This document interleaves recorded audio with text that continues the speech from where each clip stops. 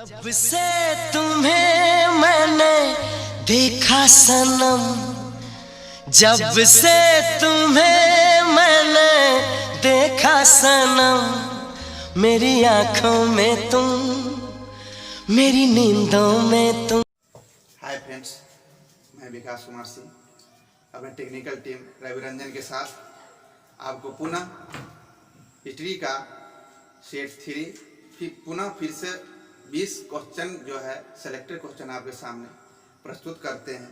इसमें आपका पहला सवाल यहाँ से, हड़प्पावासी किस धातु से परिचित नहीं थे?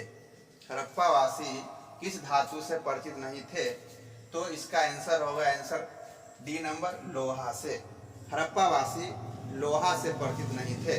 ध्यान दीजिएगा, हड़प्पावासी सोना से परिचित थे, चांदी से परिचित थे, कांसा से परिचित थे, लेकिन लोहा से परिचित नहीं थे।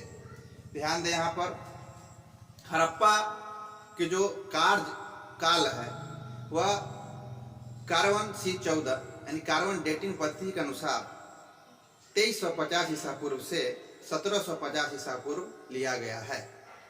फिर से हड़प्पा का वह कार्यकाल था C14 यानी कार्बन डेटिंग पद्धति के अनुसार 2350 ईसा पूर्व से 1750 ईसा पूर्व लिया गया है।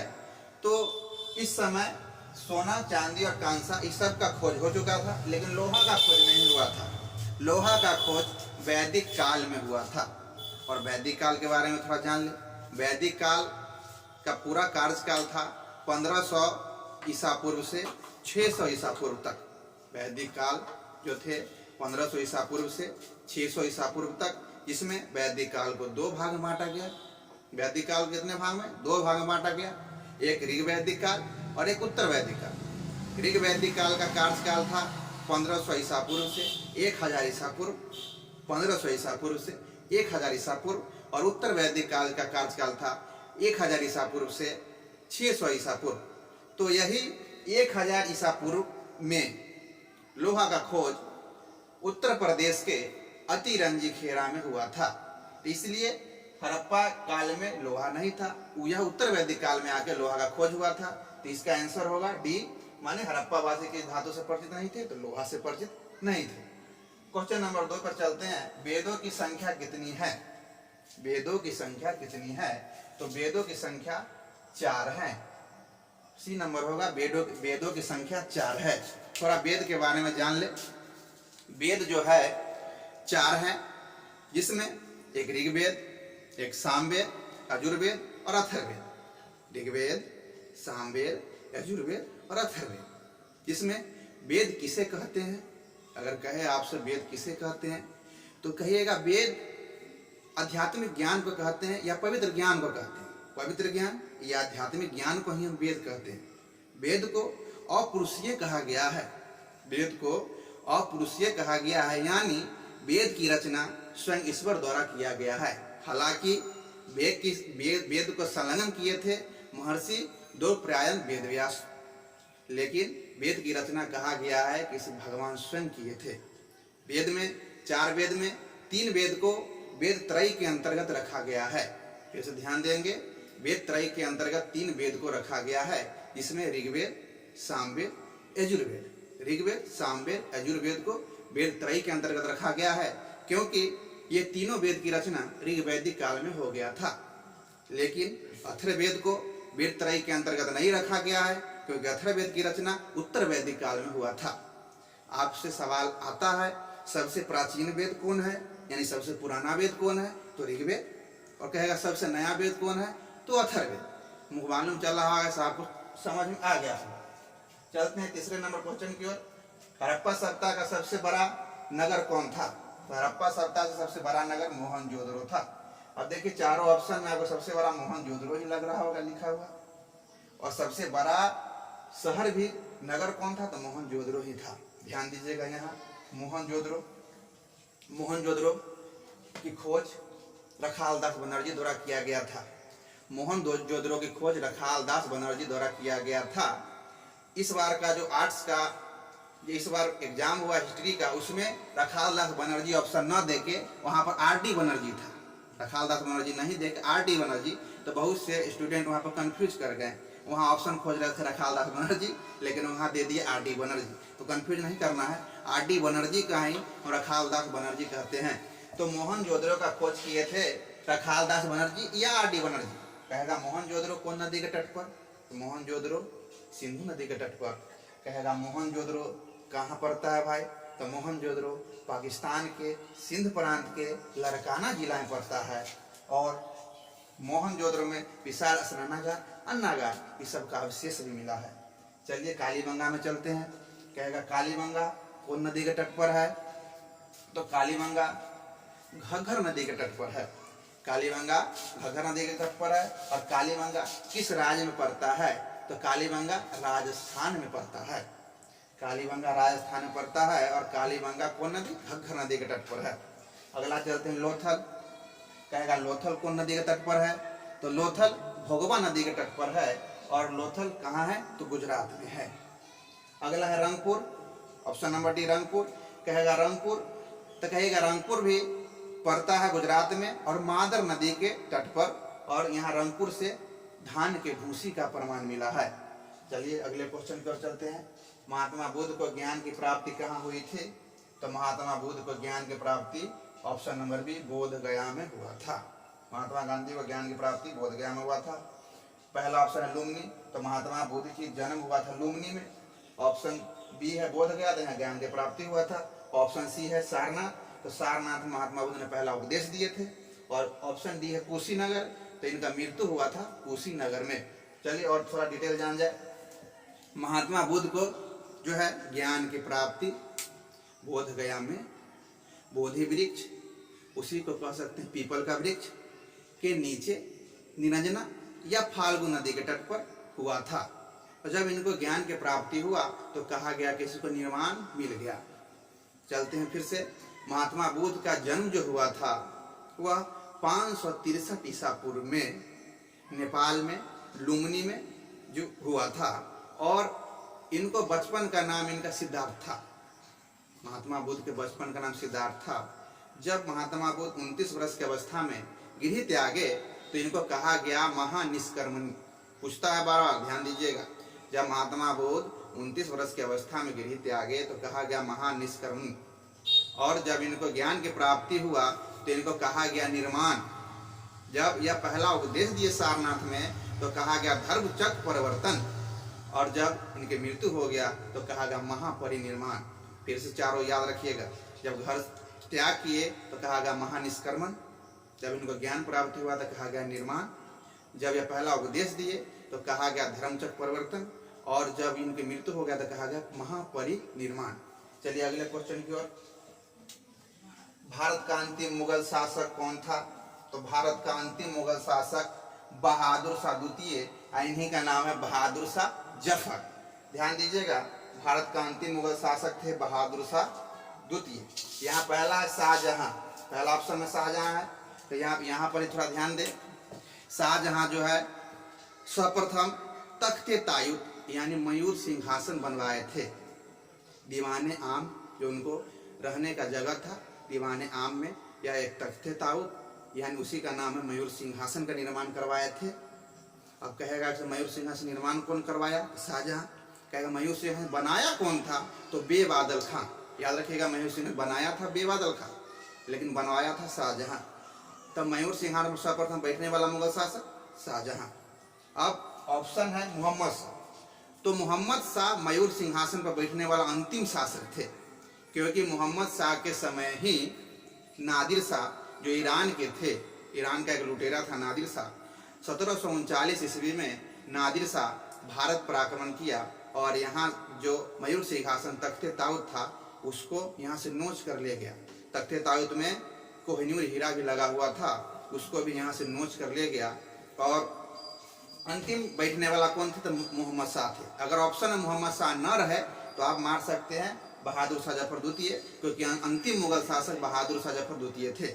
लेकिन पहला जो आंसर होगा मोहम्मद शाह होगा, लेकिन ऑप्शन ना रहे तो बहादुर शाह जफर द्वितीय भी मार सकते हैं। अंतिम तख्ते ताऊत यानी मुगल सिंहासन बैठने वाला शासक, लेकिन अंतिम शासक सिर्फ कहे तो मोहम्मद शाह बहादुर शाह जफर द्वितीय ही होगा। ध्यान देंगे, दो सवाल आपको बार बार पूछता है बताइए भारत का नेपोलियन किसे कहा गया है? तो भारत का नेपोलियन समुद्रगुप्त को कहा गया है। भारत का नेपोलियन समुद्रगुप्त को कहा गया है। यहाँ पर एक और आता है, ईरान के नेपोलियन किसे कहा गया है? तो ईरान के नेपोलियन वही नादिर शाह को कहा गया है, जो भारत में आकर तख्ते ताउट को लूट के यहाँ से ले गए थे। इन्हीं को ईरान का नेपोलियन कहा जाता है। और बहादुर शाह जफर का बहुत ही कारनामा था 1857 के युद्ध में। ये कहे थे, दम दमा में दम नहीं अब खैर कर लो जान की, दम दमा में दम नहीं अब खैर कर लो जान की, ये जफर ठंडी हुई शमशेर हिंदुस्तान की। अगले क्वेश्चन की ओर, अलवर्णी किसके साथ भारत आया था? अलवर्णी किसके साथ भारत आया था? तो Alberuni option number C Mahmud Ghaznavi के साथ भारत आया था। अलवर्णी महमूद गजनबी के साथ भारत आया था। अलवर्णी के बारे में एक दो सवाल आता है। अलवर्णी के पुस्तक का क्या नाम था? ये तो महमूद गजनी के साथ भारत आया, लेकिन अलवर्णी के पुस्तक का नाम क्या था? तो अलवर्णी के पुस्तक का नाम था तहकीके हिंद या किताबुल हिंद। अलवर्णी के पुस्तक का नाम था तहकीके हिंद या किताबुल हिंद। अलवर्णी बहुत ही बड़ा विद्वान था। वह गणित के ज्ञाता था, भूगोल के ज्ञाता था, खगोल वेता था, यानी अलवर्णी बहुत विद्वान था। इनके पुस्तक का नाम था तहकीके हिंद या किताबुल हिंद, जो मोहम्मद गजनबी के साथ भारत आया था। मोहम्मद गजनबी वही गजनबी जो भारत पर 17 बेर आक्रमण किए थे। मोहम्मद गजनबी भारत पर 17 बेर आक्रमण किया था। और इसका सबसे प्रसिद्ध आक्रमण जो था सोमनाथ मंदिर पर था, जो इसका 16वां आक्रमण था। सबसे प्रसिद्ध इसका आक्रमण 16वां आक्रमण जो सोमनाथ मंदिर पर किए थे वही था। आते हैं अगले क्वेश्चन की ओर। अर्थशास्त्र एवं इंडिका से किस राजवंश के विषय में जानकारी मिलती है?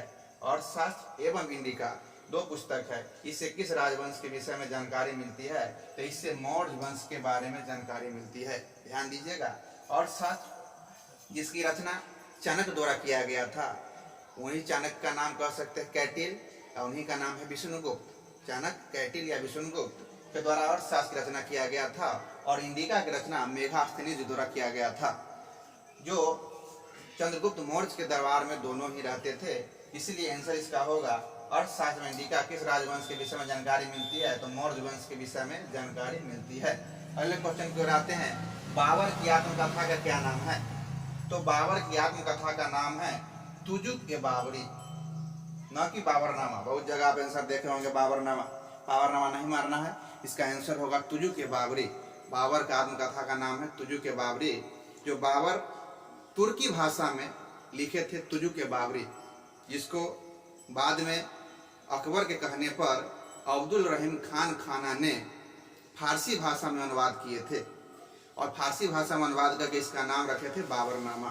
कैसे? ध्यान दीजिए, बाबर का आत्मकथा के नाम है तुजुक-ए-बाबरी, जो एक तुर्की भाषा में था। बाद में अकबर के कहने पर, यानी बाबर के पोता के कहने पर, अब्दुल रहीम खान खाना ने फारसी भाषा में इसका अनुवाद किया और इसका नाम रखा था बाबरनामा। चलिए, एक ऑप्शन किताबुल हिंद तो पहले ही बता चुके हैं। किताबुल हिंद अलवर्णी के पुस्तक का नाम है किताबुल हिंद या तहकीके हिंद। डी नंबर ऑप्शन है रेहला। तो रेहला इब्न बतूता के पुस्तक का नाम है। इब्न बतूता की यात्रा वृत्तांत ही है रेहला। इब्न बतूता जो मोहम्मद तुगलक के काल में आए थे। कहाँ से आए थे? तो मोरक्को से आए थे, मोरक्को के यात्री थे। इनके पुस्तक जो है आए थे, इनके यात्रा वृत्तांत है रेहला में। अगला क्वेश्चन देखते हैं। वास्को डी गामा भारत कब पहुंचा? वास्को डी गामा भारत 17 मई 1498 को पहुंचे। ऑप्शन नंबर ए 17 मई 1498 को वास्को डी गामा भारत पहुंचे थे। वास्को डी गामा कहाँ के यात्री थे? पूछता है। वास्को डी गामा कहाँ के थे? तो यूरोपीय यात्री थे। यूरोप में कहाँ के? पुर्तगाल के थे। वास्को डी गामा यूरोप में ही पुर्तगाल के थे। कहते वास्को डी गामा भारत में सर्वप्रथम कहाँ आए? तो वास्को डी गामा भारत में सर्वप्रथम केरल में आए। कहेगा बताइए भारत के किस तट पर आए? तो मालाबार तट पर आए। वास्को डी गामा भारत के मालाबार तट में केरल में आए थे। और केरल में भी कोझिकोड, या उसी का नाम कह सकते हैं आप कोझिकोड, इसी का नाम है।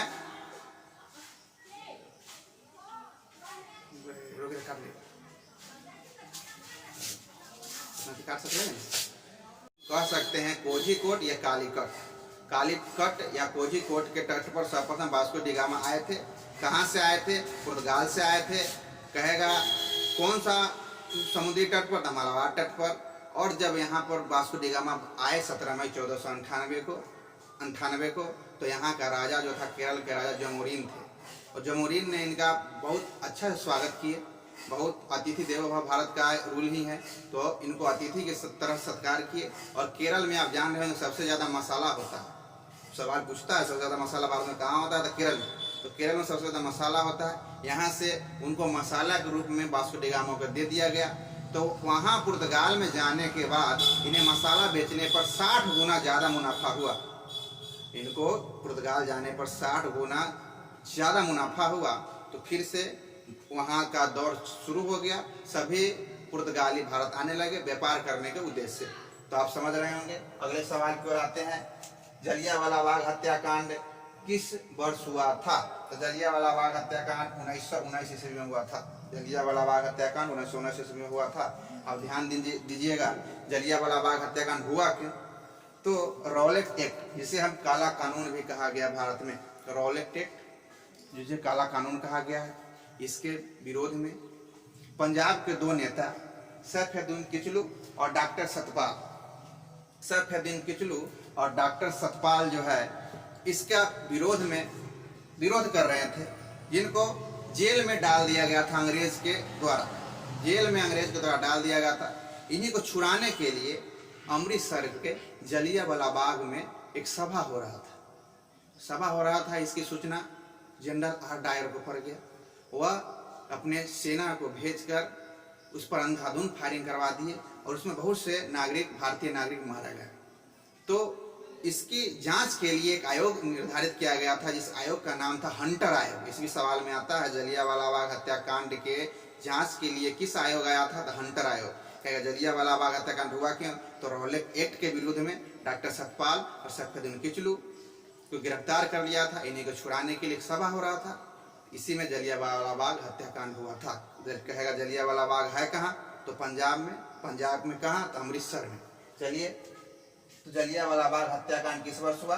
तो 1919 ईस्वी में जलियांवाला बाग हत्याकांड हुआ था। थोड़ा सा टेक्निकल प्रॉब्लम हो जाने के कारण आज हम 10 क्वेश्चन ही लोड कर पा रहे हैं। फिर हम आपसे कल मुलाकात करेंगे। अगर आपको ये वीडियो अच्छा लगे तो लाइक, सब्सक्राइब एवं शेयर करें, और लाइक ज़्यादा से ज़्यादा करें, क्योंकि लाइक आपको देने से ही हम लोग के बीच एनर्जी का संचार होता है, और एनर्जी का जितना संचार होगा उतना ज़्यादा हम लोग आपके वीडियो के ऊपर मेहनत करेंगे। जय हिंद, जय